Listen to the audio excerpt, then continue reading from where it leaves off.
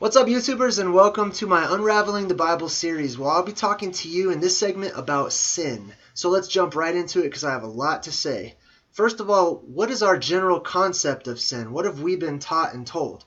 Well, in general, we've been taught that sin is a state of evil that we are born into, that we come into this world evil, and we come into this world separated from God, and that there's a particular way that we can get rid of that stain that is on our soul at birth that we carry with us. Now, the idea of sin, being born a sinner or being born with sin, is called original sin, and it basically means that Adam and Eve sinned, and then it was trickled down through their blood to all their offspring. And it sort of opened this doorway for sin, or this stain of evil, to enter into the world and connect itself to everyone.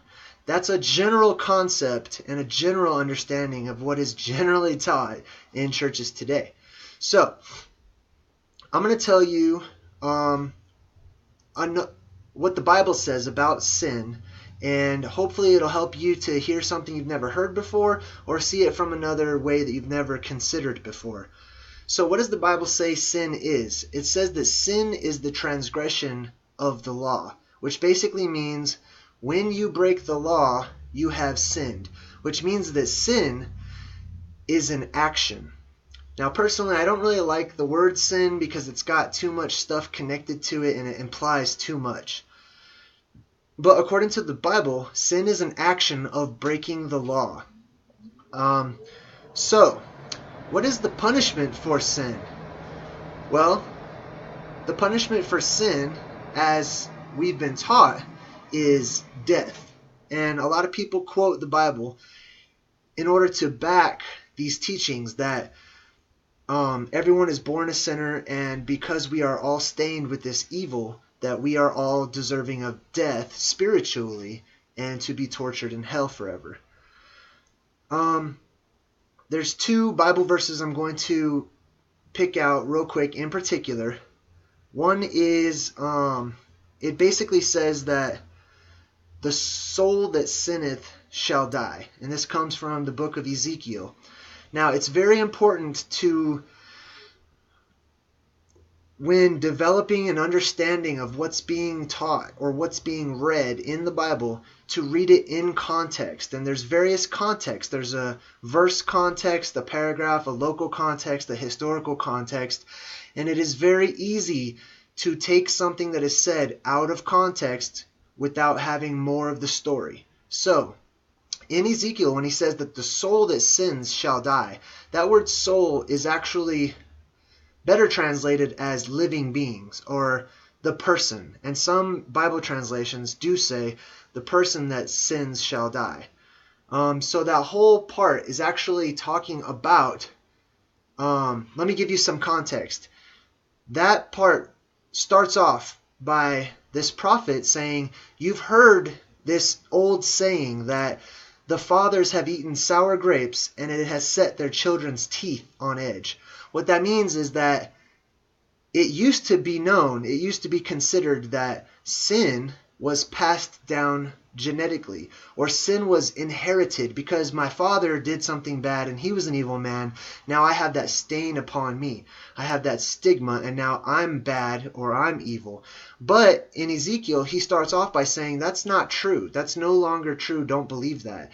Each person is accountable for their own actions, and he goes into talking about that. So he says that the person that does the sinning, that's the person that will get the punishment. The person that is doing righteously, that's the person that will be rewarded. And that's that verse and that chapter in a nutshell. So, a lot of people say that, they quote the Bible saying that the wages of sin is death. Now, this is a tough one because in my earlier videos, I cautioned everyone that when we read Paul's writings and some of the other writers in the New Testament, they are very educated men, and they are usually talking to other men who are extremely well versed in Hebrew laws or even Jewish laws or rules and stuff like that. So, when he says that the wages of sin is death, in context, what he's talking about is he was talking about what happens when you sin. You bear no fruit. So he's talking about fruit and using this analogy of like a tree and it's producing fruit. Well, when you sin, it produces death. The fruit is gone. It dies. There is no more fruit. So it's not really talking about a soul, like an absolute thing. Like if you sin to any degree, your soul will go to hell and you will perish and die. That's not what he's talking about. He's talking about your fruit will die. Your fruit will go away. You will show no fruits. So, what is the wages of sin anyways? What is the punishment for sin? Now you have to remember the Bible is mainly a Hebrew book written about Hebrews according to their culture and their laws and commandments. So, even in the New Testament times, the Hebrews or Jews or people in that family, they were following these Old Testament laws. This was their Bible at the time, and it continued to be that way for a very long time, even up until today. So, in the Old Testament, it wasn't as simple as like if somebody sinned or if somebody broke one of God's commandments that they were automatically put to death. That was not the case. There were many prescriptions for breaking the law or for doing something God did not want you to do. Some of these include there was the death penalty. There was a couple of various ways that they enacted the death penalty, but that was for the most serious crimes or most serious sins or transgressions of the law. You could be kicked out. You could be excommunicated from the city or the community. You could be ordered to pay restitution. You could be considered unclean, in which case it would be prescribed that you would wash, make yourself clean physically, and then stay outside of the community for a prescribed amount of time, in which case you could come back. There were sacrifices that you could bring to the altar, and if you were too poor, there was even an exception for that. There was eye for an eye, a tooth for a tooth. So, there were many levels of sins throughout the Bible, and it started in the Old Testament. And there was many prescriptions. If you did this, then here's your penalty. It was not always death. It was the punishment usually sort of fit the crime, so to speak.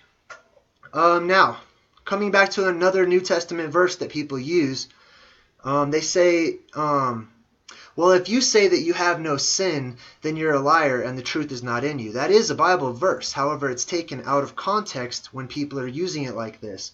You see, that particular person that wrote that, he began talking about hypocrites, people that walked around claiming to be godly, yet they were going around sinning. They were going around living, they were breaking the law while claiming to be godly. So he is talking about those people. If we say we have no sin, then we are lying.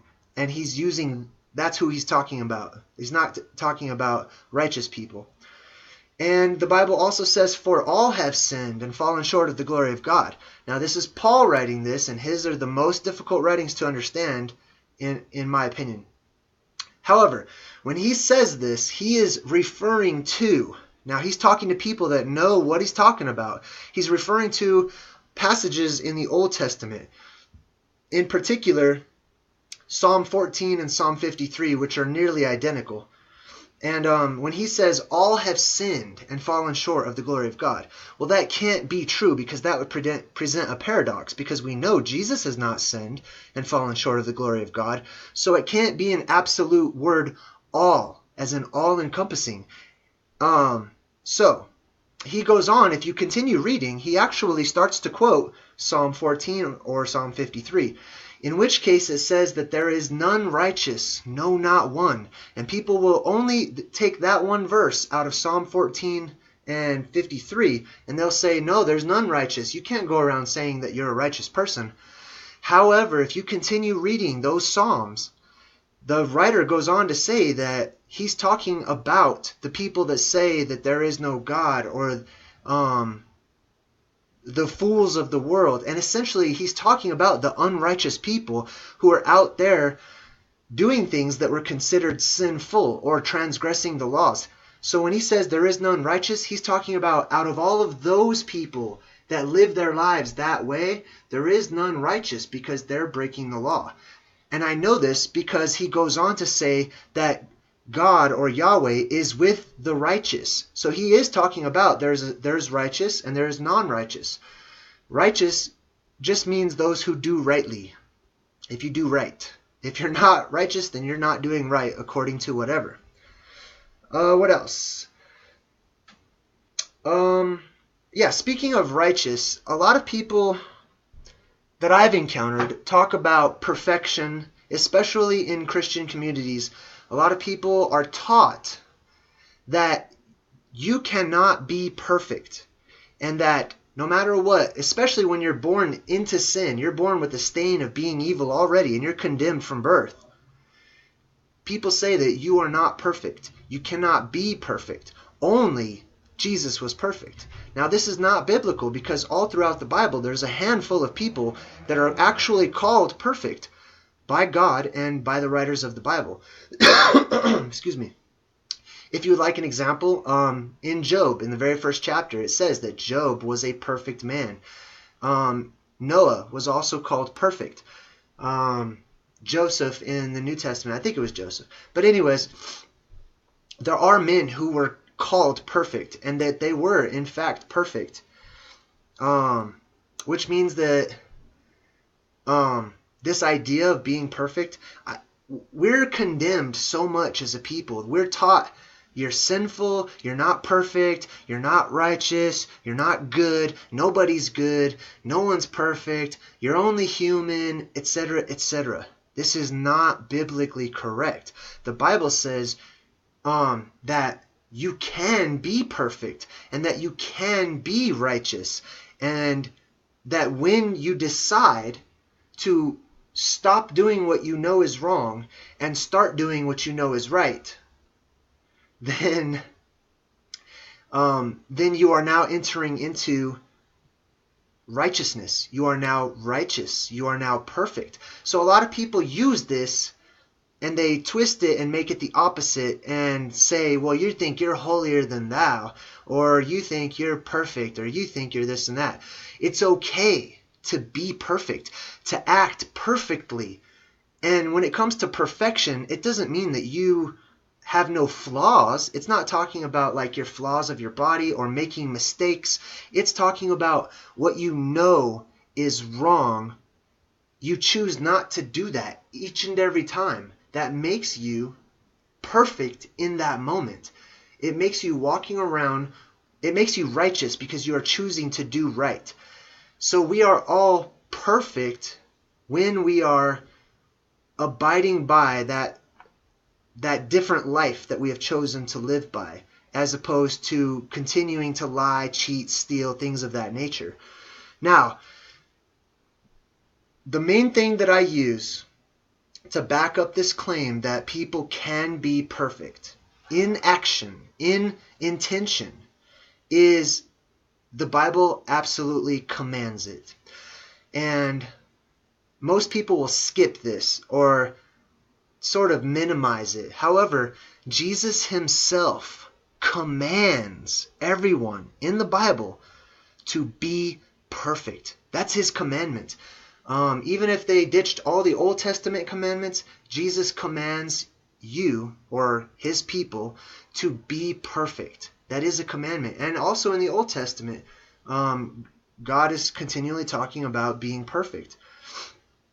So, just to clarify, because I have a minute left, one, you are not born into sin. Okay, you are not born with a stain, because sin is a choice that you make to do something wrong, to break the law. You have to have knowledge to know that something is wrong. And babies have no knowledge when coming into this world. They haven't learned anything. They have not learned the laws. They have not learned these concepts yet. So babies come into this world innocent as they seem, innocent as they look and feel. They are absolutely innocent. There is no transgression trickling down from Eve, not really from Adam, or from Satan, either way. Being evil does not trickle down through you genetically. It is a choice that people make to either continue doing bad, or to change their ways and to do good. I hope this has helped.